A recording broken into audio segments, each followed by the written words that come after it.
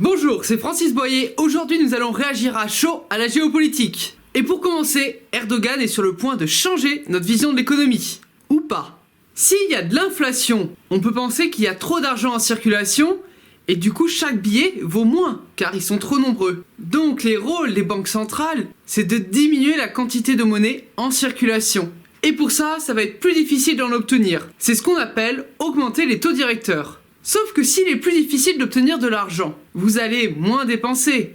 Et donc l'économie va ralentir. Et une économie qui ralentit, ça ne va faire que d'amplifier l'inflation. Et donc on rentre dans un cercle vicieux. C'est là que Erdogan arrive en jeu. Il est contre cette vision de l'économie, de réduction de la masse monétaire en période de crise, et a choisi d'obliger sa banque centrale de diminuer les taux directeurs. Autrement dit, vous avez de l'inflation, mais vous pouvez emprunter toujours plus facilement de l'argent. Donc vous pouvez toujours dépenser plus, et peut-être que ça peut résoudre l'inflation. En tout cas, c'est la vision d'Erdogan. Vision qu'il ne partage pas avec ses économistes de son propre pays. Il a dû virer plusieurs fois les dirigeants de ses banques centrales, car ils refusaient d'appliquer sa règle. Résultat, l'inflation atteint des taux records. 85%. Quand on parle d'une inflation à 85%, ça veut dire que si vous aviez une baguette au début de l'année qui coûtait 1 euro, à la fin de l'année, elle va coûter 1,85 €. Mais l'économie continue à se développer en Turquie. Les économistes sont complètement opposés à cette démarche économique, car ils craignent tous que si l'inflation est galopante, c'est-à-dire que les gens peuvent emprunter toujours plus d'argent et toujours plus facilement, on pourrait arriver, comme dans la crise des années 1929 en Allemagne, à une hyperinflation. Et dans cette hyperinflation, la valeur était tellement fluctuante, elle augmentait tellement rapidement qu'ils utilisaient leurs billets pour faire de la tapisserie. Eh bien oui, car si vous aviez un billet le matin qui valait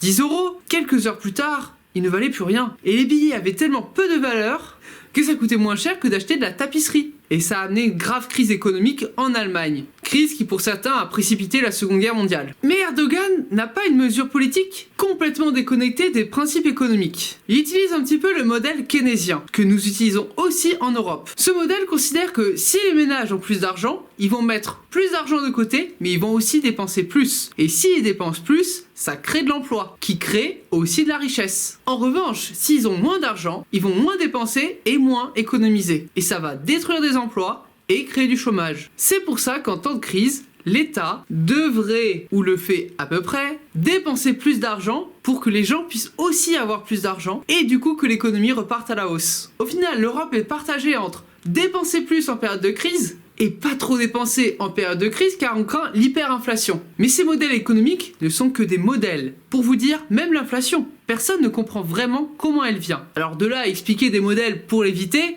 vous voyez qu'on rentre dans des débats qui sont houleux. Et là où nous en Europe on est bridé par la BCE et on ne peut pas imprimer des billets à foison, Erdogan utilise sa supériorité pour imposer à ses banques centrales d'imprimer plus de billets. Et si il avait raison, et si l'inflation n'était pas tellement un problème, eh bien oui, parce que si tout le monde arrive vraiment à avoir plus d'argent, que les salaires augmentent en même temps que la montée des prix, peut-être que ça stimule l'économie, ou peut-être que c'est une catastrophe. Alors, soit c'est une révolution, et nous allons avoir beaucoup à apprendre de Erdogan et de sa nouvelle politique, soit c'est une catastrophe, et ça va nous conforter dans cette politique de restriction monétaire en période de crise. Bref, c'est fascinant. Voilà, j'espère que cette petite vidéo où je réagis à chaud à l'actualité vous aura plu. Je compte en faire d'autres, et sur des sujets peu connus, où je m'amuse beaucoup.